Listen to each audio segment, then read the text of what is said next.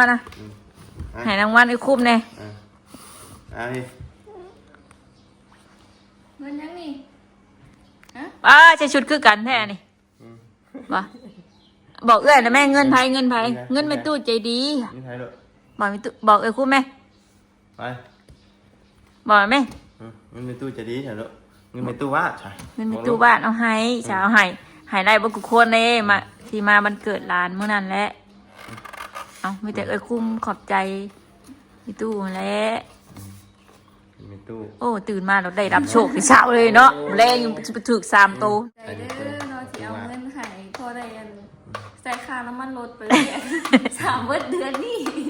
ถามอยู่เป็นยังโดดนะคือตายเรื่อยชิเนาะเป็นยังรถ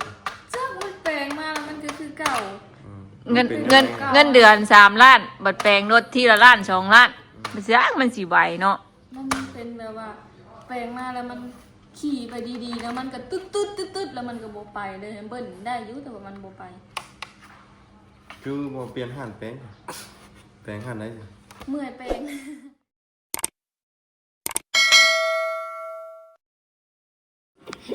โอ้บาดมึงไงเป็นยังนี่แม่ถือนยังคือเป็นเอานี่นี่โอ้เปล่าหาเงินมาเฮ็ดประตูให้กันรถมึงนี่มึงการรถตื่นมาแล้ว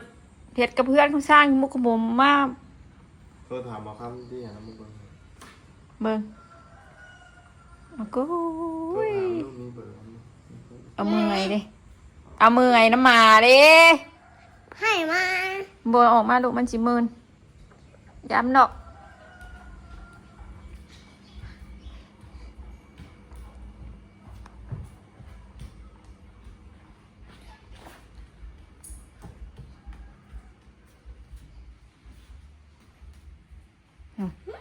จะไปใช่พ่อบุญไปเบียกไหนเก็บไหมลูกไม่แขนนะเก็บไหมเก็บไหมลูกเจ๊ไม่แขนนี่พ่อไม่แขนนี่พ่อไม่แขนที่ยังที่แบบเผื่อเขาจะสิมาแทนกันบริจื้อเลยมันหึงเลยข้าวป้าบัวเอาไป6 ศอกป้าบัวเอาไปจันยันดื้มอันนั้นมีตู้น้อยเอาไป5 ศอกแล้วยังชิมาเอาอีกอยู่เอา6เนาะ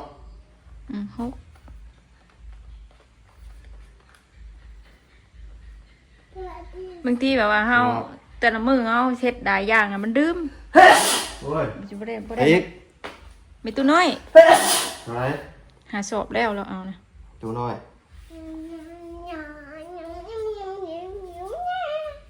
แต่เรามาอีกจึงจดบวกเขาอีกบางทีเขาลืมได้เอาไว้เอาทีเดียว6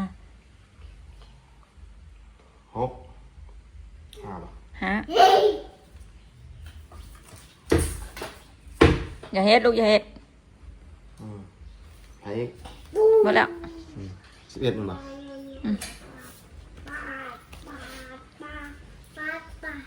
แม่อย่าดิ้นแม่นี่ปึ้มงานแม่บ่สมุดลูกก็มีอยู่ของลูกก็มีบ่อย่าโสแม่ไปมาได้แม่สิซื้อให้ไหมบ้านตัวนี้สมุดแม่จดอันนั้นเฮ็ดลูกเฮ็ดมาเลยอย่างงอเงี้ยลูกปึ้มเจ้าก็มีตั้งเยอะตั้งแยะเจ้าสิญาติแม่ยังไปก็ไปเบี้ยพ่อก็เก็บเสื้อผ้าอีกแล้วเหรอยังซักยังมาทานอาหารอยู่เก็บอีกเลย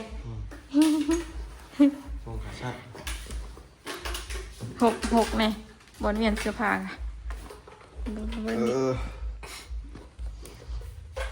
มีตู้ใหญ่หน่วยหนึ่งแค่เราตังค์นะ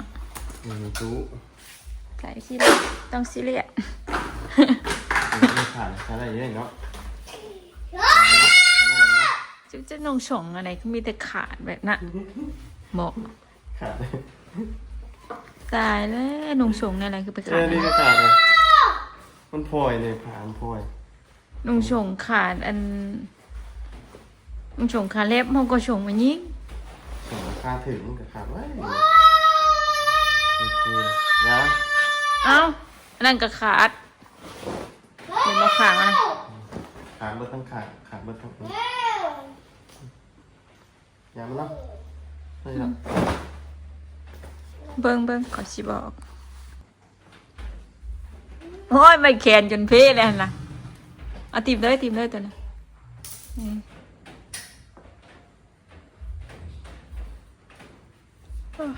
เฮ้ยตัวพี่จะหอยแล้วมีละกันฉันมานี่ไม่ได้เสือกัน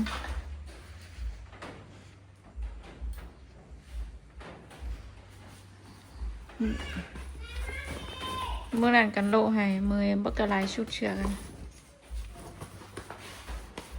นั่นละ ใช่บันกระเป๋าบริมีแหละบ้านอันนี้นะชาวโมนอนก็ไม่ต้องเอามาปูแล้วลูกเด้อต้องเอามาปูเด้อ ต้องปูแล้วลูกมันเปื้อน ปูอย่าไปอย่ามาเปื้อนนะลูก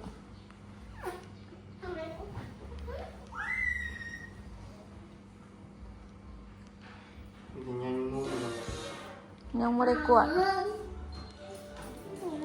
ยังไม่ติดฝาแล้วนี่แหละแบบเปิดใบแค่หวานอีหมดอ่ะ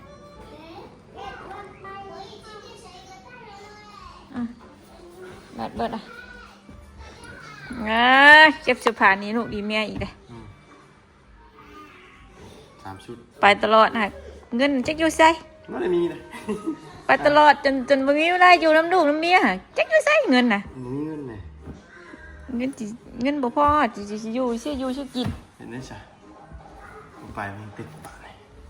เนาะว่าเอาบุญนี่จำบ่หาจักจำได้ไปละทาตลอดก็ยังบ่พอ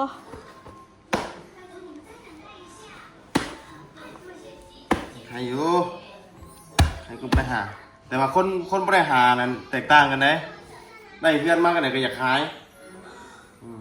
เห็นบ่แต่ละคนนะเห็น ใครบอกอยากขายเฮือนข่อยบ่เคยนะข่อย ก็เคสที่ไปช่วยเดือนแล้วเห็นบ่คนมันบ่ได้นะหาเงินเนี่ยมันบ่ได้ลำบาก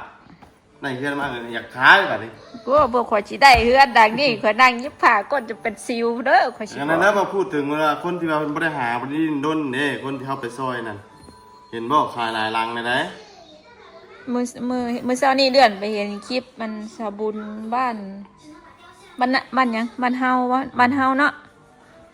สาบุญบ้านเฮาวะคือเห็นเฮือนบ้านพ้นซิมบ่ เอาเพิ่นบ่ได้หาบ่ได้เมื่อยบ่ได้ลำบากค่าน้ำมูกน้ำมันบ่ได้เติมนี่ได้มาด้วยความสบายเพิ่นก็อยากขายว่านี่คิดว่าจะมีอีกแล้วว่าเอากระเป๋าไว้พอเลยลูก เอากระเป๋ามาให้พ่อยืมแน่กระเป๋าจันกระเป๋าเดินทางพ่อจัน พอบ่ได้ซัก เอามากลัวกันสิจักให้ดอก คิดว่าอยู่ เป็นหยังเจ้าคือจามอยู่บนมือวัดเป็นเลยนะ โอ้โหจะจามเลย ปุ้ยคุมไปคุมมาเลยไปไป โอ้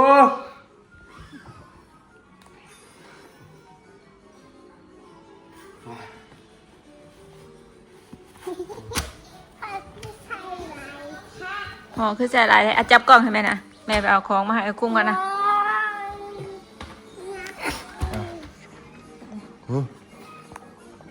มาเด้อมาตะนะ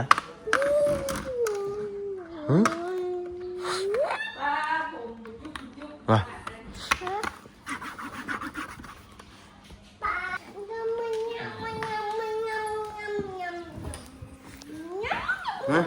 เบิ้งผมกำนะสิพานะ บาดปัดใหญ่มุมช่วยแม่แล้วบาดมือวะเอาอย่างนี้มาคุมเลยเนาะพ่อเนาะก่อนสิเอาอย่างนี้คุมโซฟานี่นะ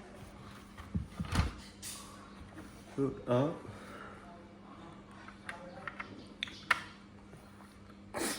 ไปห้องไอ้คุ้มมาพี่ไปแม่สิมีของให้เราไปห้องไปไอ้คุ้มเอาไป ไปพอไปเล่นชวนเลย11 โมง พอสิไปทางใด ยังทันหูก็จะไปทางไหนก่อนไปร่วมตัวกันก่อน วนสิไปซอยพวกน้ำท่วมบ่บอกพอบุญอยู่มื้อใดพอสิพาวัดไปสมัครเรียนซะ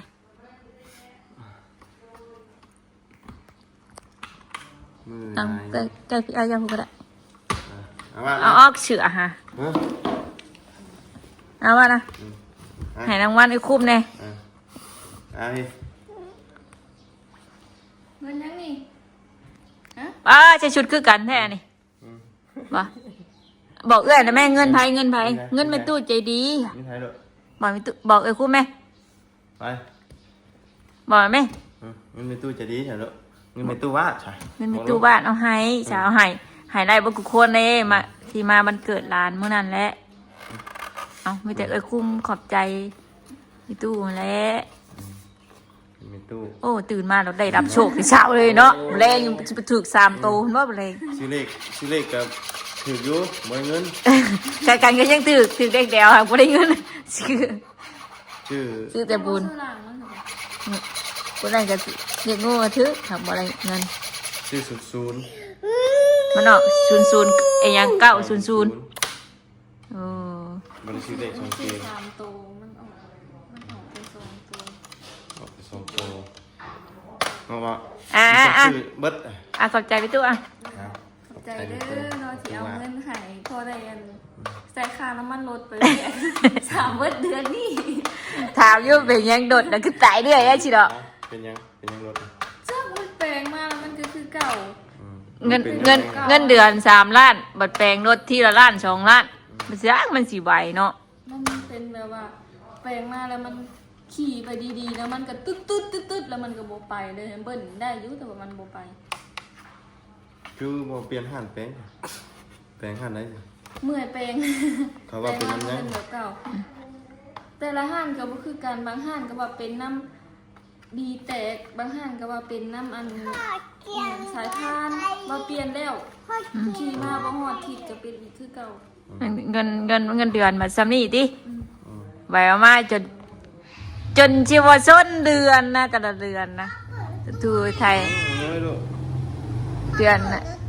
เดือนเมื่อกี้นี่ป้าจ้อยกับซดไปยืมน้ำเอ้ยพาบ่ยืมน้ำนาพาบ่1,000มาเป็นรถ คืนนะคืนหรอบ่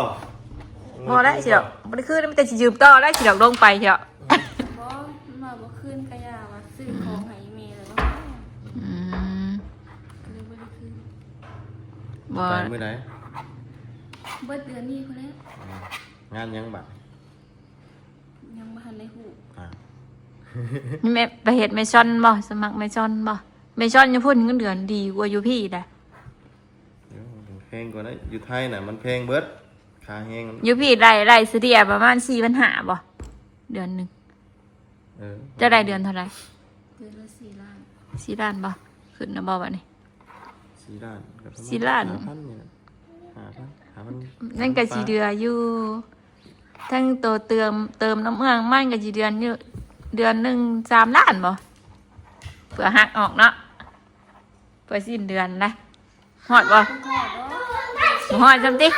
ได้ยังเติมน้ำมันกันให้ดู โอ้ยเมื่อยเด้เดี๋ยวก็อยู่ในห้องก็อยากได้เขาออกนอกก็อยากได้อยู่ก็เอาไปลูกแป๊บประตูเปิดอยู่ เอาไปดู ก็ได้สิไปลองสู่ในกรุงเทพแล้วเมืองบัดนี้ เถื่อมันได้ มันจะว่ามันสิคล้ายกว่านี้ ก็ได้แต่มันได้น้อยๆขนาดมันบ่พอสิได้เก็บได้หยังดอก มันแบบเพราะไรเฮาเติมน้ำมันสิเด้เนาะลบไปลบมาตอนมื้อหนึง2 ลบซะตอนเช้าออกไปตอนแดงกลับเข้ามามันแบบบ่พอสิได้ก็เลยช่วงนี้เพิ่นสอบรถตอนนั้นได้สักมื้อนะตอนนั้นนะ ประมาณทิศกว่านี่แหละ เบิดล้านปลายเนาะเบิดล้านหนึ่งวะเบิดล้านหนึ่งก่อนหน้านั้นเบิด3,000แม่นบ่ ที่ยืมเงินป้าจอยตอนนั้นน่ะเบิด3,000ได้ว่าเดือนหนึ่งขี่ เพอีก รายเดือนอยู่ตัวนะคะ บ่มาเพอีกวันนี้สามแง่งบ้านบ่ได้แปลงเลยขี่รถไปจอยก่อนสิ้นเดือนได้ย่าว่าพอดีไปจอยกับสิไปส่งบัตรไปโรงเรียนต่อบัดนี้จำมันด้วยว่าเฮาบ่สอมรถสอมหยังว่าสิเกิดสิพอได้กินอยู่แล้วเนาะนี่ชอมมาได้มันนักบัดนี้ ก็ทางมันก็เปื้อนแห้งเลยนะช่วงนี้ก็ฝนตกอีก อืม ตะกี้ก็ขี่ย่ามแรงก็ไม่ได้แบบเทดุดอก มันบืนขี้ตมเนาะ มันบืนมันหยังแบบโอ้มันเปื้อนแห้งนะทางก็คือที่เห็นนั่นแหละ บัดแม่ไปชงเจ้าสิไปได้ว่าบัดสิบ่บัดดงยางก่อนเนาะเด้ บัดดงยางก่อน ไปจัก โอ้ทางเหมือนจริงทำโหดแบบนี้กับมือไปแล้ว หืม งานแรกไงสิบ่ได้ขาดเนาะ ฮะ เอามือโบเห็น บ่เห็น แล้ว เนาะ เนาะวะแต่ขณะขี่รถถีบไปพาเราไปข้างนั้นเนาะยังบ่ไปวะไปทั้งผีทั้งชาดีกว่าแม่แล้ววะบ่ย่านก็ย่าแล้ววะบัดยางบัดดงเด้ดงก่อนแม่สุขตาก่อน มันบ่ขึ้นเด้มันบ่แฮง บ่ย่านก็ย่าแม่พาไปทางกันอีไปซ่านั่นแล้ววะบ่ย่านลูกก็อยู่ข้างหน้าแล้ววะ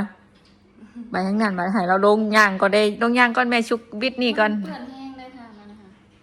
เป็นเหี่ยวเป็นโศกพุ่นละ เพื่อนบอกอยู่ขี้งอเด้บัดไปโรงเรียนนี่วะ จักหน่อยมันก็วิทย์น้ำปุ่นนะ อืม ตื่นก่อ เขา น เขียนเขาเขียน จำบิดหน้าพลยามพลนี่ก็สิได้ไปตลอดนี่ เขาเขียนมือ ทำไมสมัคร ยังกำลังสิพาไปสมัคร เขียนมือมีนี่ เดี๋ยวถาพอลงมารอบนี้แล้วนี่รอบนี้ไปสมัครไปซื้อชุดนักเรียนเนี่ยได้นี่ค่าเทอมแพงเยอะเดือนละ1,500เลย เขาเขียนมือ อืม นักเรียนยังเฮย บ่ฮู้คือกันบ่จักชื่อบ อนเขาไอ้วิวเฮียนนะข้างดังตลาดนะข้างดังตลาดใหญ่นะ บ่รู้ เดี๋ยวดุมลงมาพี่อีก บ่ฮู้จักชื่อบ่เคยไปเนาะ ใส่จะไปเสิร์ฟบอกว่าอีหยังวะ ประมาณนั้นนะ เขาเลี้ยงดีค่ะ เขาเรียงนี้แบบว่า เขาป้อนข้าวนี่อาบน้ำให้นี่นะดูแลเด็กสมาลูกสมาวาดใหญ่น่ะ4 ขวบ5 ขวบน่ะ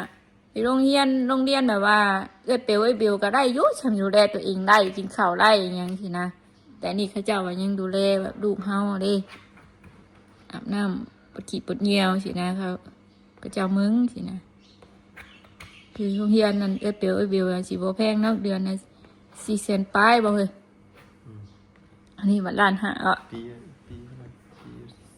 นั่นเฮาเฮ็ดกับข้าวไปกินเองอ่ะนะ คือ อันนี้ 2 ล้านไป2 คน ถึกแล้วเนาะ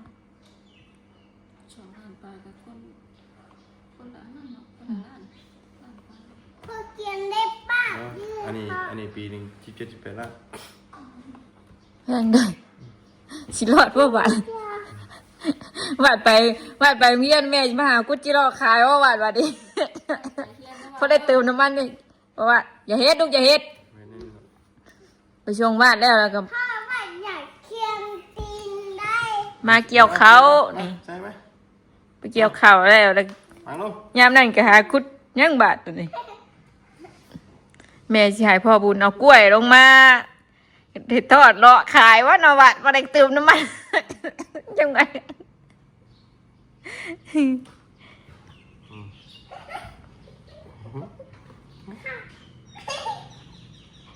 หันไปซ่อนอยู่พุ่นน่ะสิได้แพงกว่าอยู่บ้านเฮาว่าเงินเดือนค่ะ เขาเขียน โหลองหาสมัครลงมึงลงไป เขียน หัก ลงไปดิก็ยังไม่ได้มีงานทำห้องเนาะแต่ว่าที่ลงไปก็มัน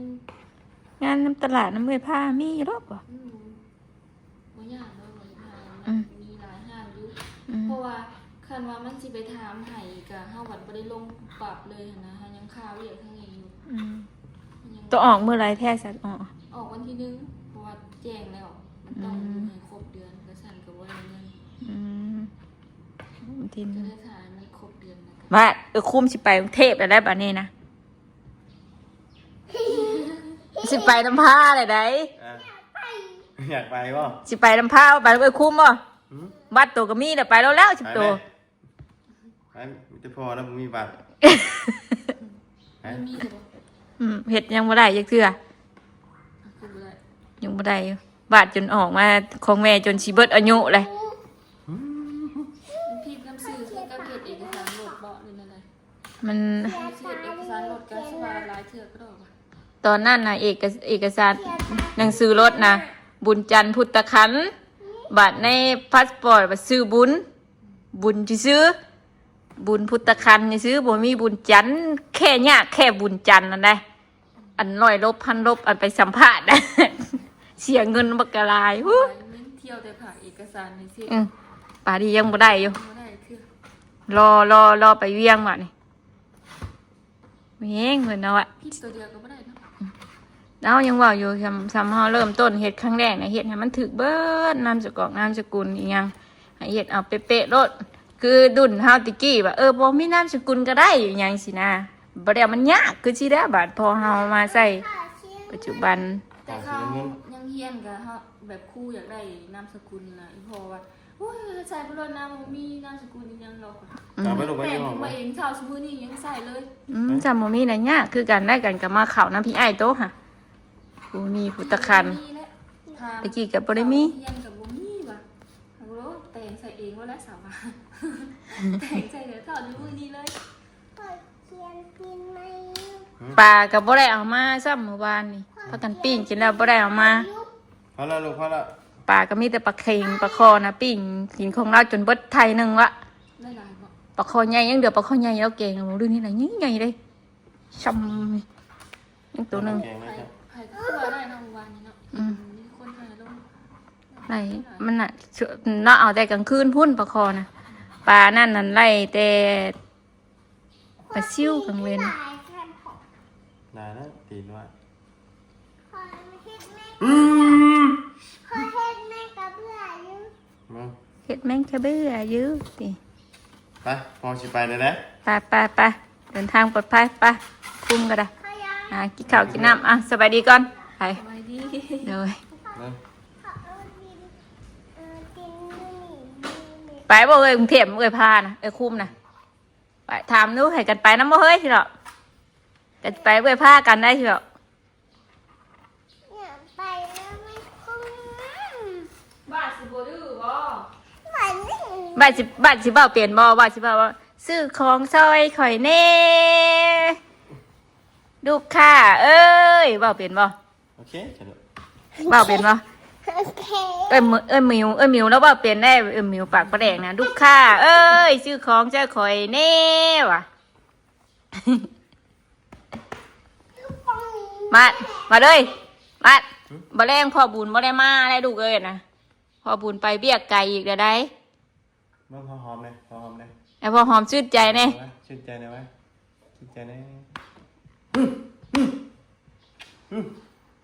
มานี่หอมไหม มายังบ่ทันใดยืนดูดามือไปชื่อนุ่มลูกก็ยังสิบ่กุ้มโอ้ยว่ะสิเบิดจะได้เฮ้ยนุ่มนะเฮ้ย มาเถอะพอมาเถอะมาเถอะ นี่แหละกันว่าอยู่เงินเดือนป้าจ้อยนั่นแทบจะบ่ได้ใช้หยังบ่ลุงไล่แต่นมลูก ดีนะแม่นมลูก ซื้ออันเงินพอเพิ่นให้ใช้เดือนละล่ามเล็กหน่อยนะก็พอได้ใช้เงินพอ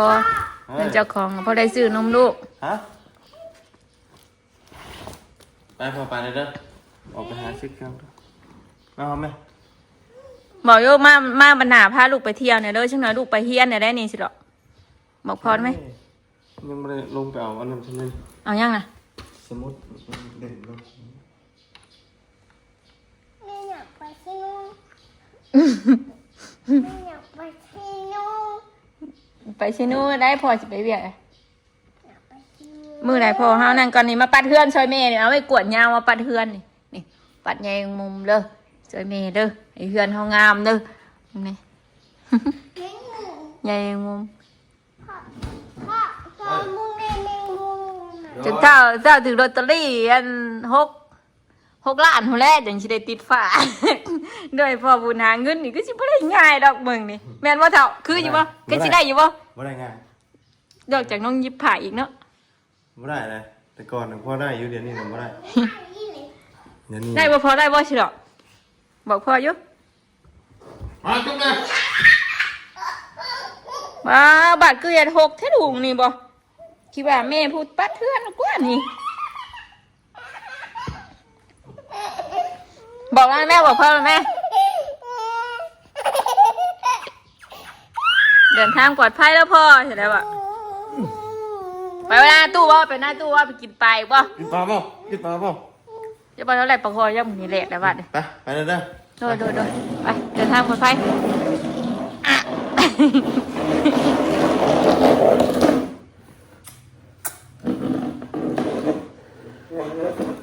พอสายเสียแบนเอาไหม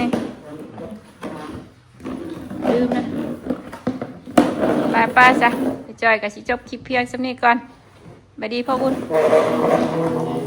เดินทางปลอดภัยเด้อดูกับสิบไหวไปมันเอาดึงชงแม่นเอาอย่ามานะเฟิร์ด